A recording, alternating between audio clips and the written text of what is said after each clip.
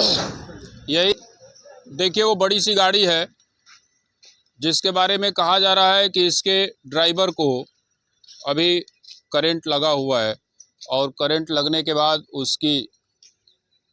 उसका इंतकाल हो गया। यहाँ देखिए गाड़ियों का काफ़िला लगा हुआ है, बहुत बड़ी बड़ी गाड़ियाँ और लंबी कतार लगी हुई है गाड़ियों की। ड्राइवर साहब से ज़रा हम समझने की कोशिश करेंगे कि ये आप लोगों की जो गाड़ी की हाइट है, इसको परमिशन सरकार ने दिया होगा, कितना हाइट तक का परमिशन है आप लोगों के पास? सर ये तो कंपनी आरटीओ पे पास करता है, कभी 8 फुट भी करता है। मैंने इसको आपका परमिशन है इस गाड़ी का? हाँ, ही ना? इसका इतना हाइट आप है। सड़क पे चल सकते हैं, आपको कोई रोक टोक नहीं है इतने हाइट पे। ये बहुत नीचा है, वो तार तो कम से कम 7-8 फुट की होगी, उसी में ही लग जाएगा। लेकिन वो गाड़ी थोड़ी ऊंची भी है। ऊंची है बात क्या, वो तार ही नीचे इतना है कि गाड़ी तो छूना ही छूना है।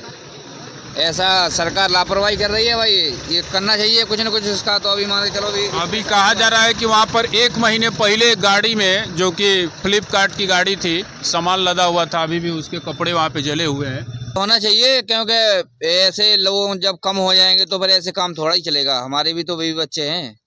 अब मान चलो आए हैं, ये तार जब सरकार लापरवाही कर रही है, इसको ऊंचा किया जाए और उस पर जो भाई बंधु हमारे मरते हैं तो उसमें तो यार हमको भी शोक बिताना चाहिए उसके ऊपर। और जौनपुर के आपके ड्राइवर साहब थे, जब वो गाड़ी लेकर के निकले होंगे तो ये सोच के निकले होंगे कि हम अब जल्दी से अपना सामान पहुंचाएंगे, फिर अपने घर पे आएंगे। तो सभी जानते हैं, घर से निकलता है तो बीवी बच्चों का खर्चा चलाने के लिए।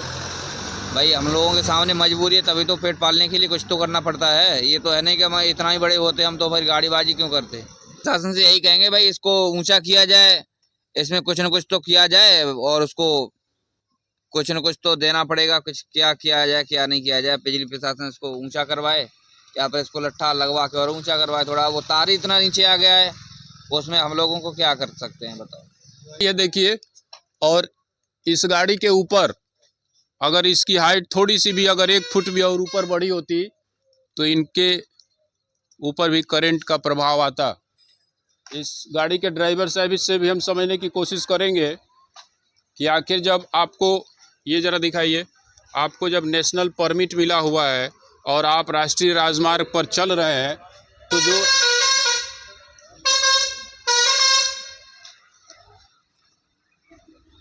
इसमें कहाँ गए ड्राइवर साहब?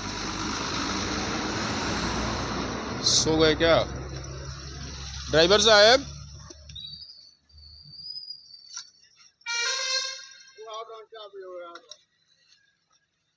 ये जरा दिखा दीजिए इनकी भी। इसमें तो कोई है ही नहीं है। ये कहाँ सड़क पे छोड़ के चले गए? अच्छा, आप ही ड्राइवर हैं इसमें? ये जरा बताइए, आपकी गाड़ी की पीछे देखिए, वहाँ पे तार दिख रहा है, लगभग इतना दूरी है आपके गाड़ी से बस बचा हुआ है। अभी एक दुर्घटना घटित हुई है, उस गाड़ी में करंट लगा हुआ है और मौके पे ही ड्राइवर इसके ख़त्म हो गए। यहाँ वो गाड़ी जो है करंट लगी हुई है।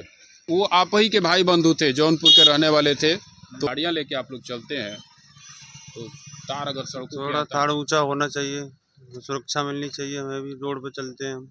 इसको परमिशन मिला हुआ है इतना सरकार ने चलने का? परमिशन दिया है हमें चलने का रोड पे। और अगर मान लीजिए कहीं तार आपसे गाड़ी से टच कर जाता है फिर दुर्घटना ही होती है, उससे हमको होती है। ऐसी कोई अनहोनी होती है कि एक मौके पे ही आपके भाई जो हैं वो ड्राइवर साहब, तो उनके लिए आप बिजली विभाग से क्या मांग करेंगे? वो इंसाफ मिलना चाहिए ड्राइवर साहब को, जो भी दुर्घटना होने परिवार को, उनको कुछ ना कुछ मिलना चाहिए।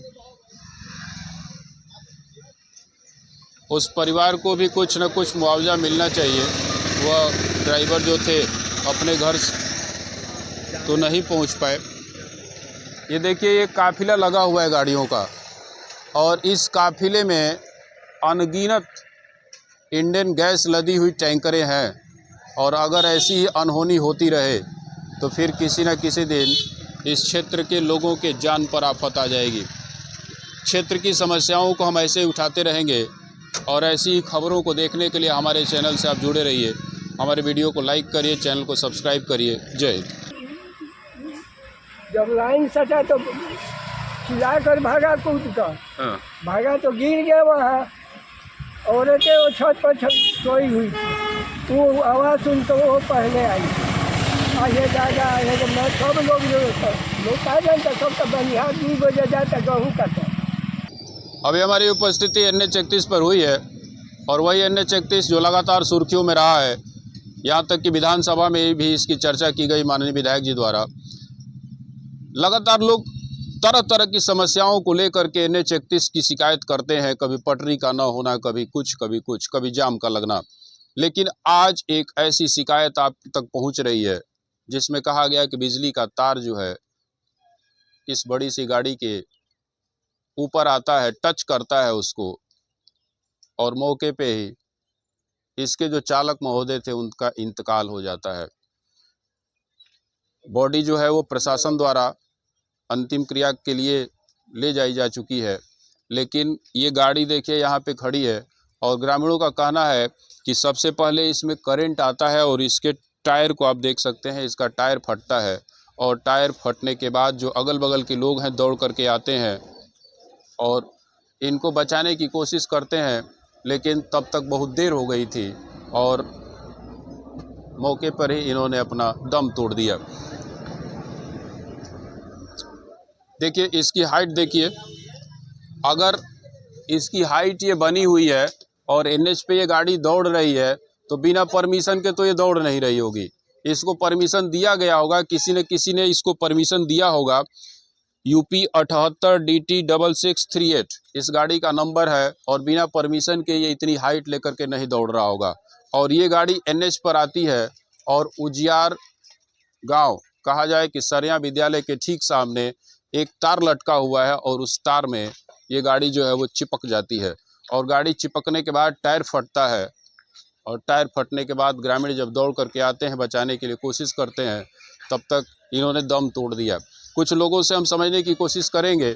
वहाँ गया, ओवरटेक करके साइड में किया, बस टच कर गया। अच्छा, टच कर गया, ड्राइवर खुद के उतर गया। हाँ। और उसके बाद कुछ खाली हुआ रास्ता तो फिर वो हैंडल पकड़ा, हाँ। तो वही में सट गया।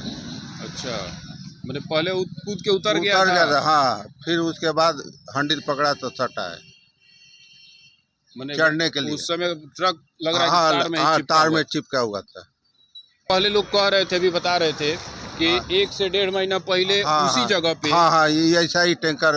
अच्छा, तो उसमें क्या हुआ था? उसमें पूरा जल गया था, चारों चक्का भी जल गया था। अच्छा। और सामान भी टोटल जल गया था। तो बिजली विभाग के लोग उस बार नहीं आए? आए थे, बोला गया तो हाँ ठीक कर देंगे, उसके बाद फिर आया नहीं। अच्छा, बिजली विभाग के लोग कहते हैं कि ठीक कर देंगे, क्या कहा जाए। कन्नौज का वो व्यक्ति था, उसके परिवार को आपने ठीक कर दिया।